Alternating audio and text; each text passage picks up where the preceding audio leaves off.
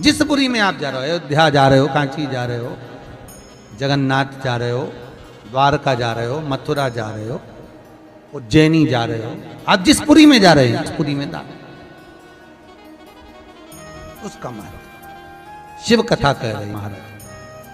कोयल का तुम जन्म नो, ऐ सती, जिस समय पर 2 आषाढ़ पड़ेंगे और तुम मेरी आराधना करोगी तब मुझे वापस पालोगी। महाराज शास्त्र कहता है अधिक मास के महीने में शंकर के मंदिर में किया गया दीपदान, अन्नदान, वस्त्रदान, जो भी दान हम शिव मंदिर में करते हैं उसका फल हमें शीघ्रता में ही प्राप्त है, अधिकता में ही प्राप्त है। कथा सुनिए ना भागवत जी, किस किसने सुनी है भागवत? जरा हाथ उठाओ जिनने भी भागवत सुनी है। सुनिए, राजा बलि का चरित्र सुना है? कौन था राजा बलि? पूर्व समय में जुआरी। राजा बलि कौन था? पूर्व समय में जुआ खेलने वाला, और जुए में इतना हार गया, इतना हार गया कि कुछ बचा ही नहीं उसके पास। अब जब जुए में हार गया सब कुछ, तब बड़ा दुखी हुआ।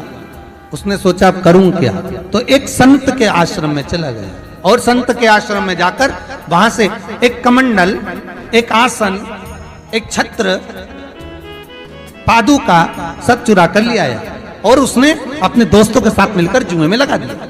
अब दोस्तों को मालूम था कि ये हारेगा, तो दोस्तों ने क्या करा, अपनी पूरी जायदाद ये 4 चीजों में लगा दी।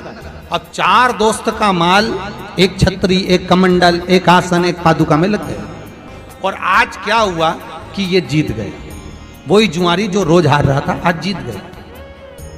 अब जीत तो गया, जीतने के बाद बहुत धनपति हो गया, अच्छा पैसा आ गया। अब जब पैसा आ गया तो इसके मित्र बन गए। मित्र बने तो साथ में ये नशे में धुत रहने लगा, वैश्याओं का संग कर लिया।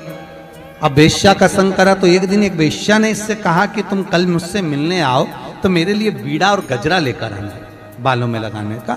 तो ये नशे में धुत होकर, पीकर धुत होकर जा रहा था, और हाथ में बीड़ा था और गजरा था, और जाते जाते पत्थर से टकरा गया, नीचे गिर गया। पत्थर से टकराया और नीचे गिर गया। जैसे ही नीचे गिरा बेहोश हो गया। थोड़ी देर बाद इसको होश आया। होश आया तो इसने गजरा और बीड़ा वो मिट्टी में गिर गया, धूल में गिर गया। उस धूल में गिरे हुए गजरे और बीड़े को उठाया, सामने शंकर जी का मंदिर था उसको देखा, देखकर मंदिर के सामने खड़ा हो गया नशे में, और भगवान देवाधिदेव महादेव से कहने लगा, शंकर तेरी नियत लग गई थी मेरे गजरे और बीड़े में, इसलिए तूने जमीन पर गिरा दिया। गजरा और बीड़ा लेकर इसने शंकर के शिवलिंग पर फेंक दिया। गजरा और बीड़ा जब शंकर भगवान के शिवलिंग पर फेंका, ये गया। 6 महीने बाद ये मर गया। मरने के बाद ऊपर गया। यमदूतों ने कहा इसने पाप ही पाप करा, खूब जुआ खेला, मदिरा का पान करा, वैश्यावृत्ति करी, इसको नरक में पटको। इतने में भगवान विष्णु आ गए। भगवान विष्णु ने कहा नहीं, इसने एक पुण्य करा। क्या? गजरा और बीड़ा शंकर जी को दिया। इतने में यमराज बोला दिया नहीं है, नशे में धुत था, वेश्या के लिए लेकर जा रहा था, जमीन की मिट्टी में गिर गया था, मिट्टी का वेश्या लेती नहीं, इसलिए शंकर के मंदिर में फेंक दिया। भगवान विष्णु बोले भले फेंका, फेंकने को तो नली में फेंक देता, गटर में फेंक देता, पर शंकर के मंदिर में फेंकाना, इसलिए एक काम करो, जितने कदम चलकर ये शंकर के दरवाजे तक गया था उतने कदम गिने जाएं, और जितने कदम ये शिव के मंदिर में जाकर फेंका है उतने कदम गिनकर उतने दिन तक इसको बैकुंठ का राज्य दे दिया जाए, इंद्र का सिंहासन दे दिया जाए, देव इंद्र का सिंहासन। उस जुआरी को 14 कदम शंकर के मंदिर गया था तो 14 घड़ी के लिए इंद्र का सिंहासन दिया उस जुआरी को। वो सिंहासन पर जैसे ही बैठा उसने विचार करा कि मैंने मात्र शंकर के मंदिर में गजरा और बीड़ा मिट्टी का दिया था तो मुझे इंद्र का सिंहासन मिल गया, अगर ज्यादा दान कर लेता तो। इसने ताली बजाकर इरावत को बुलाया, दान कर दिया, अप्सराएं बुलाई, दान कर दी। इंद्र के माल जितना इंद्र का सामान था कुर्सी, जायदाद, दौलत, संपदा सब दान कर दिया। थोड़ी देर बाद उड़ गया, 14 घड़ी पूरी हो गई। इंद्र सिंहासन पर बैठे हुए, रावत को बुलाए तो आए ही नहीं, अप्सराओं को बुलाए तो आए ही नहीं। किसी ने बताया वो जुआरी बैठा था, सब लुटा गया, सब दान कर गया। इंद्र दौड़ के भगवान विष्णु के पास गए, महाराज कैसे व्यक्ति को कुर्सी पर बिठा दिया, वो सब बर्बाद कर दिया। भगवान विष्णु बोले, रे इंद्र, जो तू इतने सालों में नहीं कर पाया वो 14 घड़ी में करके निकल गया। 14 घड़ी में कर गया, मात्र 14 घड़ी में। पूछा गया क्या करना है, शंकर भगवान सामने आ गए। इसने मेरे मंदिर में जो दिया, भले मिट्टी में सना हुआ दिया, पर दिया तो मुझे। एक काम करो नारायण, इसको सुतल लोक में, पृथ्वी पर मृत्यु लोक में राजा बना दो।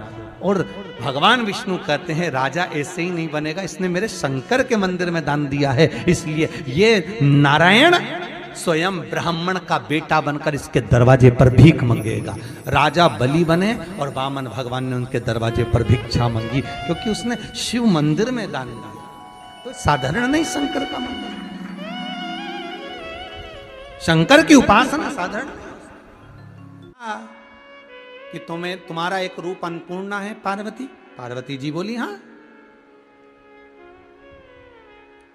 मैं अन्नपूर्णा बनकर प्रगटी थी एक बार। तो आप अन्नपूर्णा बनकर प्रगटी हो तो मैं भिखारी बनकर आपके सामने मांगने के लिए आना चाहता हूं। पार्वती जी बोली मेरा स्वामी और भिक्षुक बने? मैं अपने परिवार के लिए भिक्षुक नहीं बन रहा, मैं अपने पत्नी और बच्चों के लिए भिक्षुक नहीं बन रहा, मैं संसार के लिए भिक्षुक बन रहा हूं। अगर जग कल्याण के लिए किसी से मांगना पड़े तो मना नहीं है।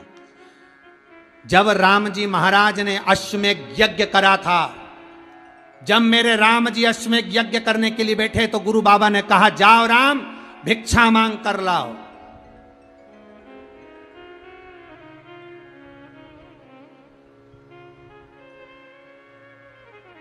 राम जी बोले मैं अयोध्या नरेश राम। गुरु जी आप मुझसे कह रहे हो मैं जब सोने की सीता बना सकता हूं, इतना महल मेरे पास, राज्य इतना मेरे पास, और आप कह रहे हो कि अश्वमेध यज्ञ के लिए भिक्षा मांग कर लाओ। राम जाओ भिक्षा मांग कर लाओ। राम जी भिक्षा मांग कर लाए, यज्ञ पूर्ण हुआ। राम जी ने गुरु जी से पूछा ये बताओ कि मुझसे भिक्षा क्यों मंगवाई? गुरु जी ने कहा राम अश्वमेध यज्ञ करते समय तुम्हारे मन में यह अहंकार नहीं आना चाहिए कि यज्ञ मैंने कराया, यज्ञ मेरा है, मैंने अश्वमेध यज्ञ कराया, मैं राजा कर सकता था, इसलिए तुम्हें दरवाजे दरवाजे पर भेजकर भिक्षा मंगवाई कि तुम्हारा यह अहंकार चले जाए। यह यज्ञ केवल तुम्हारा नहीं, यह यज्ञ पूरे अयोध्या का है। ये राम मंदिर बनने के लिए जो नियम बनाया था कि सब जगह जगह से दान मांगा गया, क्या राम मंदिर बन नहीं सकता था? बन सकता था, पर रामचरितमानस का अनुमोदन करने वाले जानते थे कि एक एक रुपया अगर एक एक घर से भी आएगा और राम जी की सेवा में लगेगा तो एक एक हिंदू को यह मालूम पड़ेगा कि यह मंदिर तुमने बनवाया, यह मंदिर तुम्हारे द्वारा बना। मंदिर तो प्रशासन बनवा देती कब का, कोई एक सेठ बनवा देता उसको, पर जगत से मांग कर बनवाया गया, भिक्षा ली गई। उसका कारण यह था कि राम मंदिर किसी एक का नहीं, राम मंदिर एक एक हिंदू का है, एक एक व्यक्ति का। उसने भी उसमें धन लगाया है तो मंदिर बनाने वाला वो भी है। इसको अहंकार ना आए किसी को, अभिमतता ना आए किसी को, अहमता में कोई ना फूले। इसलिए भिक्षा मेरे राम जी महाराज से गुरुदेव कहते हैं जा भिक्षा मांग कर लाओ अश्वमेध। तो